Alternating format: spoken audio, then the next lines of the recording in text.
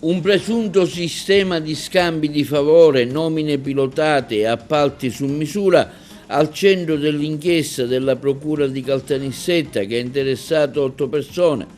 Tra gli indagati anche l'onorevole Agrigentino di Forza Italia, Riccardo Gallo Afflitto, il direttore dell'ASP di Agrigento Giuseppe Capodieci e l'ex direttore dell'ente di formazione CEFPAS di Caltanissetta Roberto Sanfilippo. I carabinieri di Canicattì denunciano un autobottista per trasporto di acqua contaminata, sequestrato anche il mezzo. Tamponamento a catena stamani presso la galleria Spinasante di Agrigento. Continuano le truffe del falso carabiniere in provincia. Sarà riaperto entro fine giugno il viadotto Re a Porto Empedocle su sollecitazione fatta dall'onorevole Carmina Allanas, interessata anche la prefettura di Agrigento. Gli studenti del liceo Leonardo di Agrigento in visita didattica al depuratore di Timba dei Palombi nell'ambito di un progetto POC. L'Akragas vince l'andata di Coppa Italia contro il Priolo per l'accesso alla finale che si terrà a Messina contro il Santa Venerina.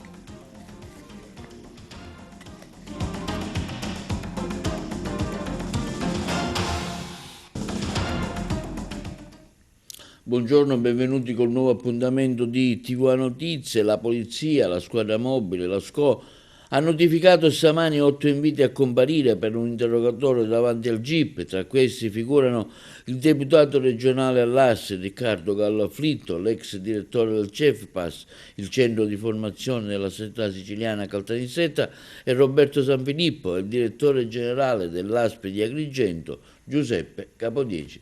Ce ne parla meglio Margherita Trupiano. La Polizia di Stato ha notificato un invito a comparire al deputato regionale Riccardo Gallo e ad altre 7 persone nell'inchiesta che la Procura ha battezzato Corte dei Miracoli, un'indagine che racconta, secondo gli inquirenti, un sistema di corruzione diffuso fatto di incarichi pilotati, appalti piegati, favori incrociati e promesse di potere. Al centro, sempre secondo l'accusa, c'è il deputato Gallo che avrebbe orientato nomine e decisioni pubbliche per favorire persone a lui vicine a partire dalla moglie, per la quale sarebbero stati costruiti consulenze, contratti e perfino un accordo quadro tra il CEFPAS e l'ASP di Agrigento.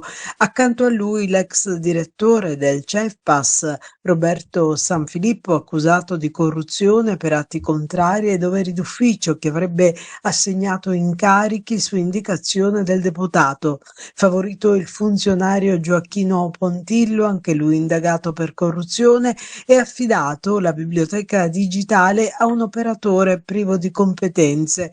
Per corruzione risponde anche il direttore generale dell'ASP di Agrigento, Giuseppe Capodieci, che avrebbe firmato l'accordo utile a favorire la moglie del deputato in cambio della garanzia di mantenere il proprio ruolo.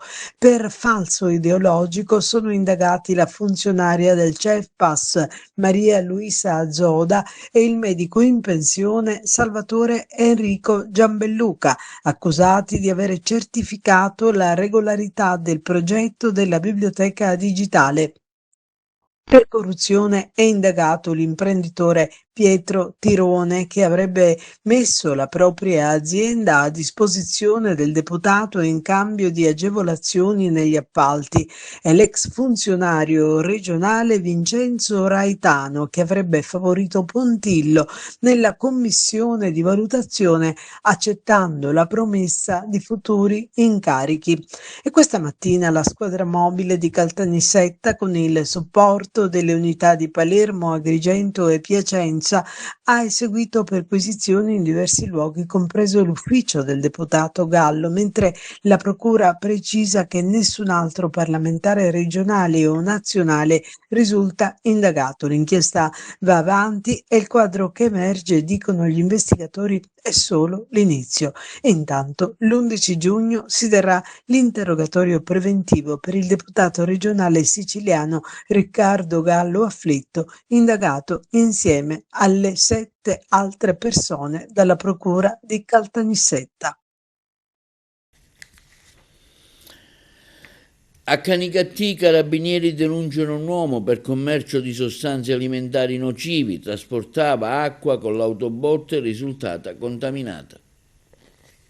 I carabinieri della stazione di Canicattì, al termine degli accertamenti avviati nell'ambito di un'attività di controllo del territorio effettuata lo scorso 14 maggio, hanno deferito in stato di libertà alla Procura della Repubblica di Agrigento un uomo del posto ritenuto responsabile del reato di commercio di sostanze alimentari nocive. Nel corso del controllo i carabinieri avevano sorpreso l'uomo mentre scaricava circa 5.000 litri di acqua trasportata mediante autobotte di provenienza non documentata all'interno di una cisterna di un immobile privato. Dagli accertamenti avviati era emerso che l'interessato non era in grado di esibire la documentazione prevista in maniera di tracciabilità, salubrità dell'acqua trasportata e autorizzazioni connesse all'attività svolta. Per tali violazioni, nella prima fase, erano state contestate sanzioni amministrative per complessivi 5.500 euro, unitamente alla diffida e alla cessazione dell'illecita attività. I carabinieri insieme hanno proceduto al prelievo di campioni dell'acqua che, sottoposti ad analisi di laboratorio da parte dell'ASP di Agrigento, hanno evidenziato la presenza di batteri coliformi, enterocchi intestinali, elementi indicativi di contaminazione dell'acqua e di potenziale pericolo per la pubblica salute. Pertanto l'uomo è stato successivamente segnalato all'autorità giudiziaria per il reato di commercio di sostanze alimentari nocive. In atto sono in corso ulteriori approfondimenti finalizzati a chiarire la provenienza dell'acqua e ogni altro aspetto connesso alla vicenda. L'attività rientra nel più ampio impegno dell'Arma dei Carabinieri nel controllo del territorio e nella tutela della salute dei cittadini, con particolare attenzione ai fenomeni illeciti legati alla distribuzione di acqua destinati al consumo umano, soprattutto in un contesto territoriale in cui l'approvvigionamento idrico rappresenta un tema di particolare sensibilità per la popolazione.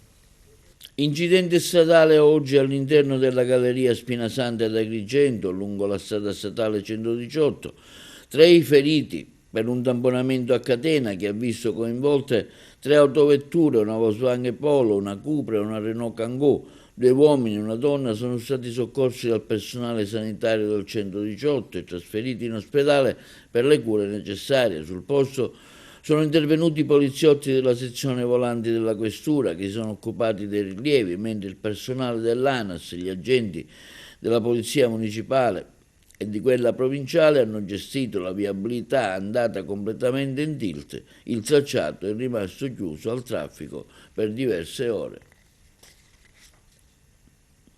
A Ribera un malvivente che telefonicamente si è presentato come carabiniere ha raggirato un pensionato di 70 anni con la balla di una rapina. Sto arrivando, un collega faccia trovare gli oggetti d'oro che tenete che dovranno essere confrontati. Il riberese ha consegnato i gioielli di famiglia del valore di circa 10.000 euro a un complice. Il pensionato, poco dopo, compreso che era stato raggirato, ha presentato una denuncia alla tenenza dei carabinieri di Ribera e i militari hanno subito avviato le indagini. Sarà riaperto entro il prossimo mese di giugno, al più tardi nei primi giorni di luglio, il viadotto Re a Porto Empedocle, a comunicarlo l'onorevole Ida Carmina. Il servizio.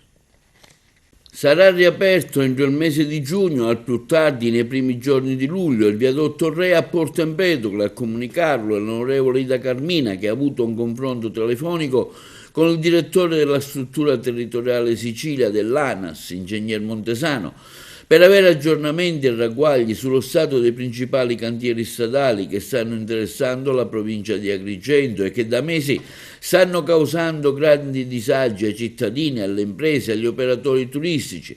In merito, continua Carmina, ho ricevuto numerose sollecitazioni da tanti cittadini preoccupati e rimasti intrappolati, in particolare nel traffico del ponte del 2 giugno per i lavori sul viadotto Re.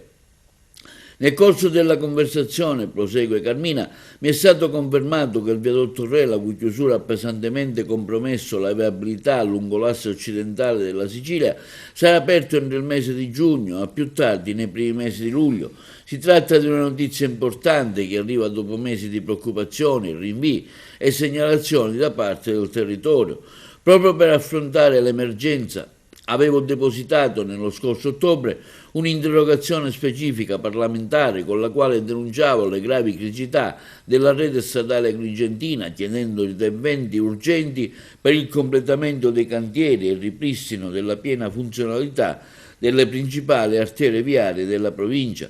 Agrigento non può permettersi ulteriori ritardi, le difficoltà accumulate negli ultimi anni hanno prodotto conseguenze pesantissime sul piano economico, turistico e sociale. Per questo continuerò a seguire personalmente l'evoluzione dei lavori, lo stato dei cantieri, mantenendo un costante raccordo con la prefettura.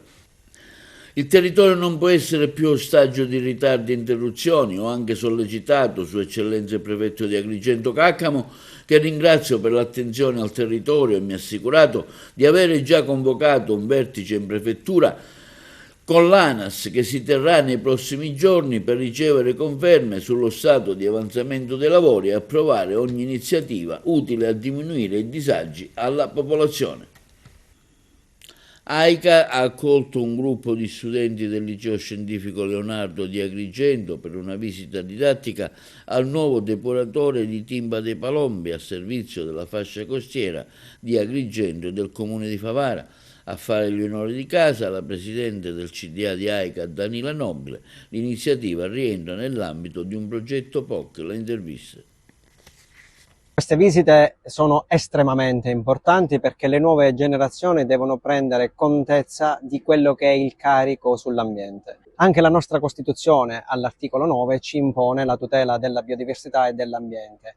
Oggi abbiamo avuto il piacere, di concerto con il presidente dell'azienda idrica Comuni Agrigentini, il dirigente scolastico del liceo scientifico Leonardo, il professore referente del progetto, di far visitare a queste giovani menti il nuovo depuratore di Timba dei Palombi. È un esempio plastico di efficienza nel territorio e quindi un momento di grande esaltazione nella tutela ambientale. I ragazzi vedranno in testa al depuratore il refluo in arrivo, quindi non depurato, vedranno realmente e toccheranno con mano le varie fasi di depurazione e troveranno in coda al depuratore, quindi all'uscita, il refluo depurato e potranno apprezzare l'efficienza di questo nuovo impianto. Il contesto progettuale è quello portato avanti dal Liceo Scientifico Leonardo, in particolare un POC che prevede per i ragazzi appunto un orientamento. I ragazzi in questo caso hanno scelto l'orientamento per la vita militare, quindi conoscere più nello specifico quali sono i requisiti ma anche quali sono le competenze del mondo militare. Come si coniuga la scelta del mondo della vita militare o nelle forze armate con l'ambiente? Si coniuga perfettamente, nel senso che le forze armate in ogni loro articolazione hanno un comando di vertice che tutela l'ambiente, quindi che è deputato come missione istituzionale alla tutela dell'ambiente, e quindi i giovani ragazzi, magari in un proseguo verso la vita militare, potranno, se vorranno, tutelare l'ambiente non solo come liberi cittadini, ma anche come controllori. Per noi la diffusione dell'informazione e della comunicazione a livello scolastico è importantissima, perché i ragazzi sono il nostro futuro, quindi sono i primi a dover comprendere quanto è importante questo sistema, il sistema idrico integrato, che riguarda sia la parte idrica che la parte del sistema fognario e di depurazione. I ragazzi sono quelli che devono portare alle future generazioni ciò che sta facendo l'azienda oggi. Noi stiamo lavorando per un futuro migliore, un futuro più giusto, dove l'acqua arriverà tutti i giorni, dove tutto il sistema funzionerà come al nord, come ci chiedono tutti, dove non ci saranno perdite idriche sul territorio e sarà un futuro migliore per tutti. Abbiamo già spiegato ai ragazzi l'importanza di tutto questo e abbiamo chiesto a loro di essere i nostri interlocutori con le persone più grandi, quindi di essere loro al contrario docenti e di trasferire queste informazioni alle persone di generazioni diverse che hanno subito negli anni e nei decenni un tipo di situazione che è diventata normalità, che invece normalità non può essere. Quindi noi faremo in modo che anche altre scolaresche possano vedere cosa significa un impianto di depurazione di ultimissima generazione come questo, che possano comprendere l'importanza dei reflui che devono seguire un percorso corretto, l'importanza della contrattualizzazione da parte di tutti i soggetti,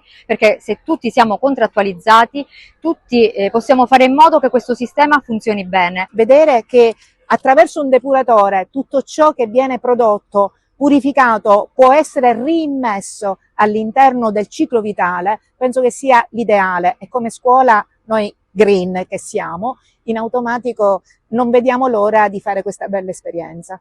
Secondo me è molto interessante anche perché stiamo scoprendo dal vivo e faccia a faccia come è fatto il depuratore e sto imparando nuovissime cose. Questo progetto può sicuramente accrescere la cultura generale di tutti gli studenti. Dobbiamo ringraziare soprattutto la scuola che ci ha permesso questo livello di istruzione e anche la NAICA che ci permette di visitare questo splendido depuratore e sicuramente ci darà qualcosa che in futuro ci servirà.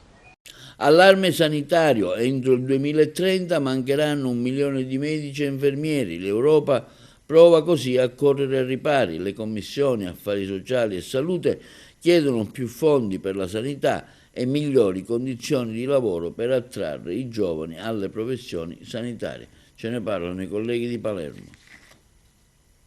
Non solo in Sicilia e in Italia, ma in tutta Europa è allarme per la grave carenza di personale sanitario.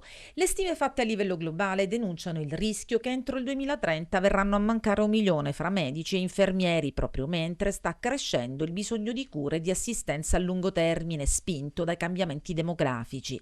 Per coprire il fabbisogno sanitario dei prossimi anni, l'Europa prova a correre ai ripari.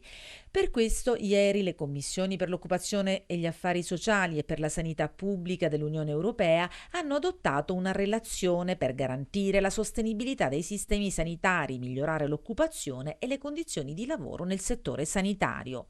La relazione deve ancora essere approvata dal Parlamento, ma prevede che venga presentata alla prossima sessione plenaria di luglio. Nel testo proposto, gli eurodeputati chiedono alla Commissione una strategia ambiziosa per incrementare di almeno 1 milione il personale sanitario nel prossimo periodo di bilancio pluriennale 2028-2034, ma per aumentare il numero di professionisti sanitari è necessario investire per attrarre un numero maggiore di giovani. Il rapporto sottolinea la necessità di finanziamenti adeguati per sostenere i sistemi sanitari con un aumento dei finanziamenti pubblici e l'uso strategico dei fondi europei da impiegare anche per la qualificazione e il benessere dei lavoratori. Sono necessarie borse di studio, cooperazione transfrontaliera e misure mirate per garantire una retribuzione equa e la stabilità del posto di lavoro, sottolineando al contempo la necessità di un'istruzione e una formazione di alta qualità per il personale che appare centrale nelle logiche della relazione. Secondo gli eurodeputati, la tutela del benessere degli operatori sanitari in prima linea è una priorità assoluta, dato che un medico e un infermiere su 3 soffre di problemi di salute mentale. In ultimo, la relazione evidenzia i benefici dell'impiego dell'intelligenza artificiale, sebbene si precisi che l'assistenza umana rimane centrale. Buon cammino dunque alla relazione europea, nella speranza che trovi presto un'applicazione e non rimanga un libro dei sogni, perché i pazienti davvero non possono più aspettare. È attiva la nuova fermata dei bus della TUA, Trasporti Urbani Agrigento, di Piazza Don Minzoni, di fronte al Duomo. L'azienda che gestisce il trasporto pubblico urbano avvia quindi un collegamento che consentirà a residenti e turisti di accedere più facilmente ai tesori del centro storico di Agrigento. La fermata si trova all'altezza del civico 159 di Piazza Don Minzoni ed è inserita nella linea verde del trasporto urbano di Agrigento. Al sociologo, saggista e giornalista siciliano Francesco Pira è stato assegnato il primo premio Pace e Spiritualità nella sezione Articoli giornalistici, giunto alla sua 11ª edizione, organizzato dall'Associazione Culturale Accademia Euromediterranea delle Arti, presieduta da Maria Teresa Prestigiacomo. Sentiamo lo stesso sociologo Francesco Pira. Sono davvero contento di ricevere questo primo premio Pace e Spiritualità 2026, un premio che è stato organizzato e che viene organizzato da 11 anni all'Associazione Culturale Accademia Euromediterranea delle Arti, presieduta dalla professoressa Maria Teresa Prestigiacomo. È un primo premio legato ad un articolo giornalistico che ho pubblicato sulla rivista Strade Aperte, che è un magazine del movimento adulti scout cattolici italiani, dove naturalmente il premio si chiama Pace e Spiritualità, dove parlo di pace, ma parlo di pace combattendo quella che in questi giorni stiamo vivendo nel modo peggiore, cioè l'idolatria del potere.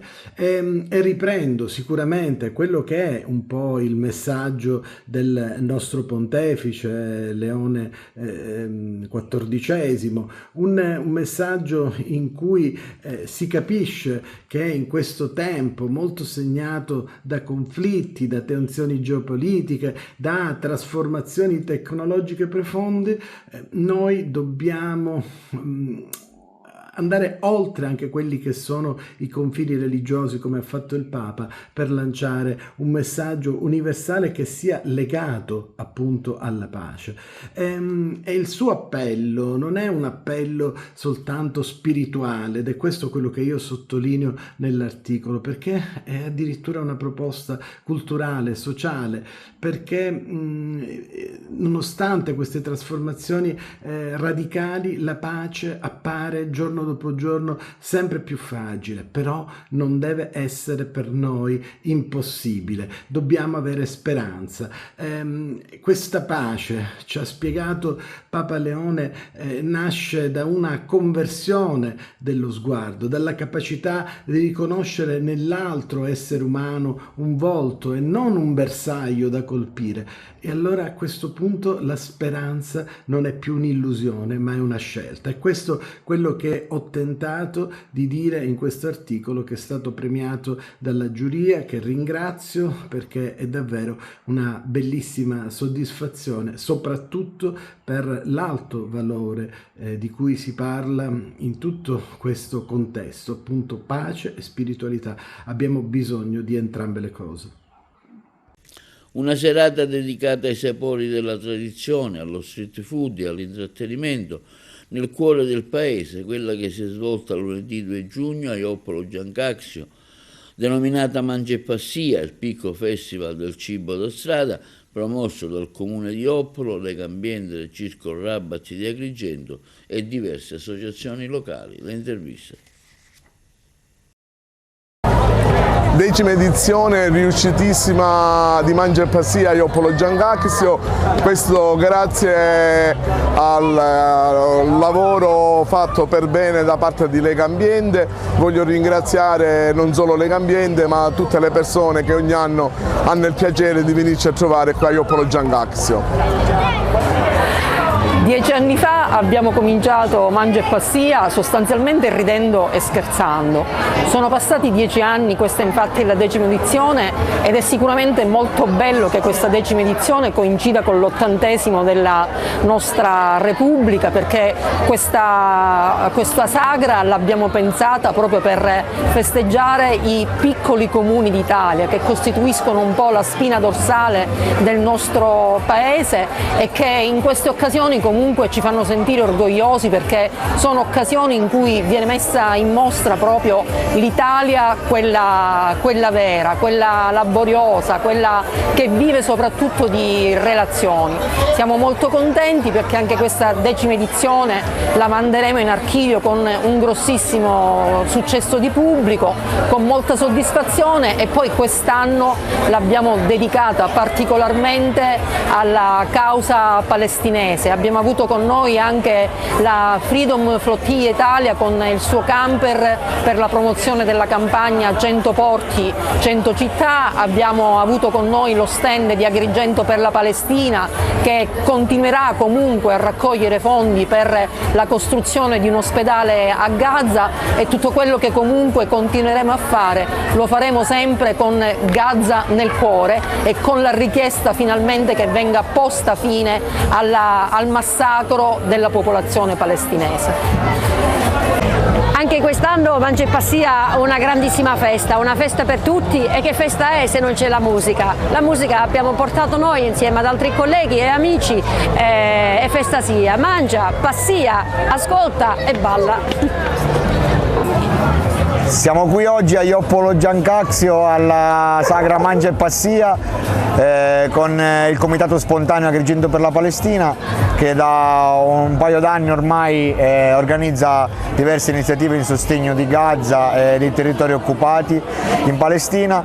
In particolare oggi è stata la seconda giornata, la seconda tappa dell'Agrigentino del tour 100 porti, 100 città in sostegno della Freedom Flottiglia, che appunto cerca di rompere l'assedio che ormai dura da troppo tempo a Gaza.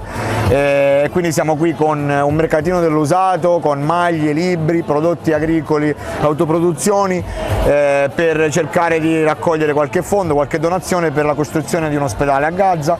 Oggi abbiamo avuto una bellissima giornata qui, partendo con le attività per i bambini al boschetto, al Parco Avventura, poi una bellissima iniziativa qui in piazza con discussione con Zahir Darwish e Nino Rocca del comitato appunto Freedom Flottiglia. E come Comitato Agrigento per la Palestina pensiamo che le istituzioni come Ioppolo e le organizzazioni di questi eventi ospitino al centro anche questo tema della Palestina, sia una pratica che si vada diffondendo sempre di più per fare più pressione possibile insieme a chi cerca di portare un aiuto concreto e fattivo a Gaza. Il premio letterario Scala dei Turchi di Dina Russello, giunto alla sua quinta edizione, avrà un primo appuntamento quest'anno a Roma presso la Biblioteca del Senato il prossimo 23 giugno. Ne abbiamo parlato con Pascal Schembri, ideatore del premio. Siamo con Pascal Schembri, scrittore italo-francese, fondatore della Casa del Libro Pascal Schembri Realmonte, il premio letterario Scala dei Turchi di Dina Russello, giunto alla sua quinta edizione. Proprio quest'anno, oltre che Realmonte, il premio avrà un primo appuntamento che si terrà a Roma, nella Biblioteca Giovanni Spadolini, presso il Senato della Repubblica, venerdì 23 giugno alle ore 16. Chiediamo pertanto a Pascal Schembri come mai ha pensato a questa scelta. La scelta nasce dalla necessità di dare una più ampia risonanza al premio, proiettandolo a livello nazionale. Benché sia conosciuto e abbia avuto un inatteso successo consolidato nel corso degli anni, ho ritenuto che fosse proficuo realizzare un'edizione del premio stesso che coniugasse la periferia ad una città che emana cultura ed arte, ed è stata scelta Roma. Il premio romano, oltre a coinvolgere personalità di spessore del mondo culturale e artistico, sarà un parterre che permetterà al premio di essere fortemente radicato a livello nazionale e darà la possibilità di far conoscere alla grande platea appassionata di libri più scrittori e di conseguenza il loro lavoro. Un evento che è alla prima esperienza e che spero continuerà nel tempo, dando lustro e visibilità agli autori che riceveranno il riconoscimento assegnato dall'Associazione Culturale Casa del Libro Pascal Schembri. È evidente che la manifestazione romana è un'anteprima alla serata che avrà luogo al Lido Rossello di Realmonte presso il Teatro Costa Bianca venerdì 24 luglio alle ore 19:30. Linea alla regia per la pubblicità. L'ultima estate da uomo per bene, una storia dimenticata, una verità negata, il nuovo romanzo saggio di Carmelo Saldo. Il libro racconta la storia dolorosa e potente di Giuseppe Tragna, direttore di banca, ucciso proprio qui a San Leone per non essersi piegato a Cosa Nostra e infangato da morto con un'accusa infamante. Carmelo Sarto.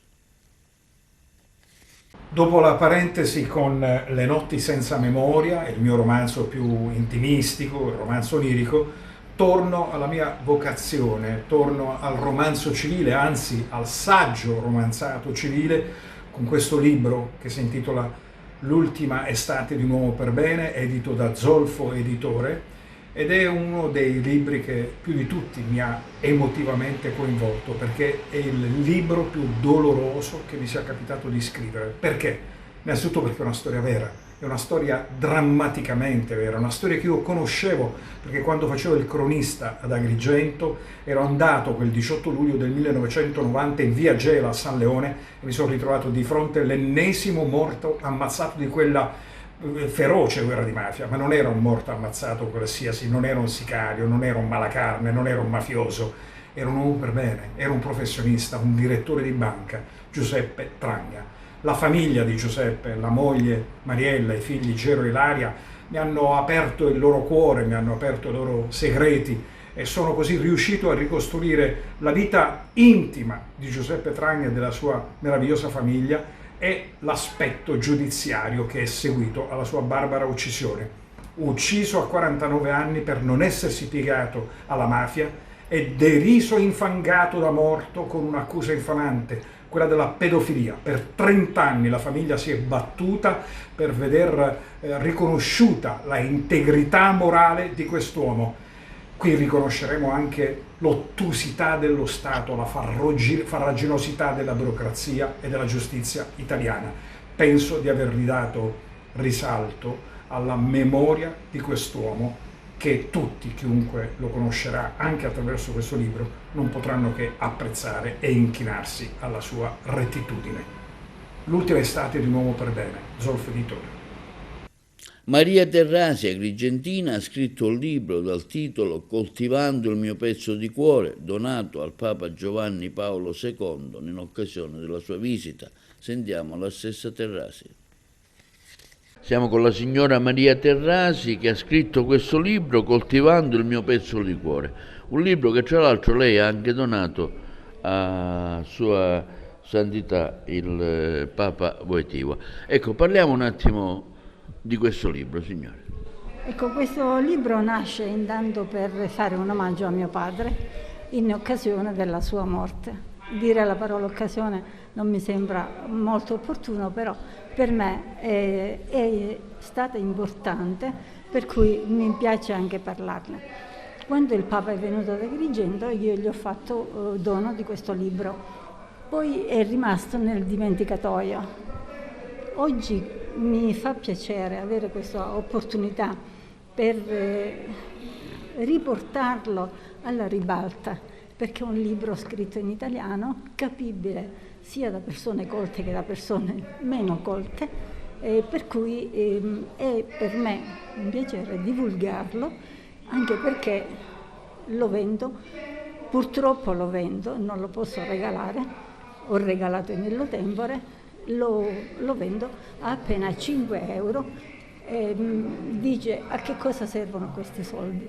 Servono un po' per fare beneficenza, un po' per aiutare a vivere, e questo è quello che mi piace dire alle persone che eventualmente volessero acquistare questo libro ad appena 5 euro. I contenuti di questo libro, signora, perché dico uno dovrebbe acquistarlo? È un libro scritto assolutamente in italiano. La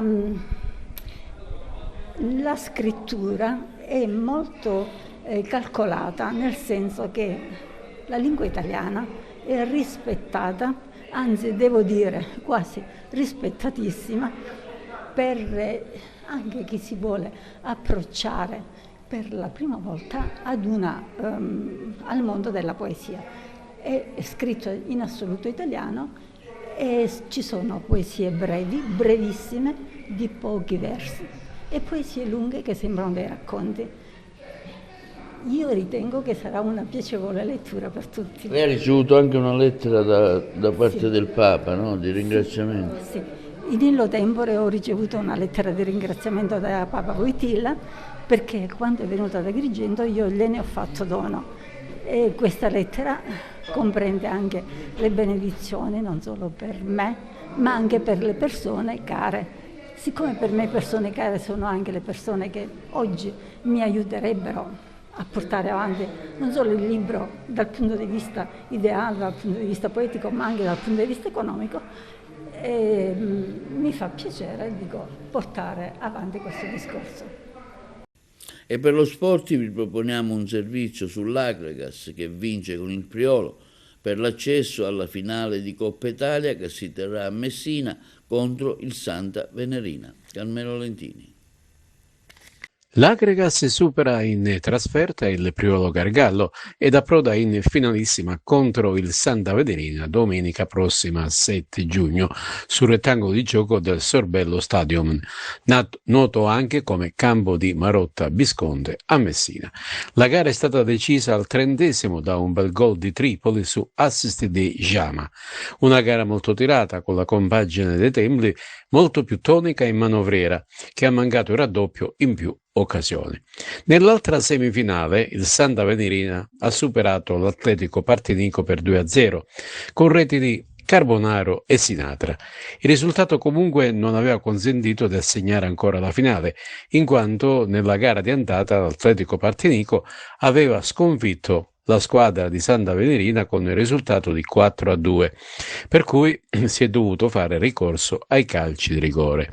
Il Santa Venerina ne ha segnati 4, mentre l'Atletico Partinico appena 2. In finale dunque sarà Agragas Santa Venerina, ma essendo entrambe le finaliste già state promosse in eccellenza, l'ultimo posto da assegnare sarà sicuramente per la compagine di Partinico che si è classificata ottimamente nella parte finale della Coppa Italia. E questo è tutto per l'edizione odierna di TV Notizie. Vi ricordiamo che i nostri programmi si possono vedere in tutta Italia sul canale 268 del digitale terrestre, in streaming sul sito www.televideoagrigento.tv, il telegiornale sul canale 93 di Video Sicilia alle 15 alle 20 e replica la mattina alle 9. Inoltre i nostri servizi si possono visionare sul canale YouTube di TVA Televideo Agrigento. E questo è tutto per oggi e vi auguriamo una buona serata.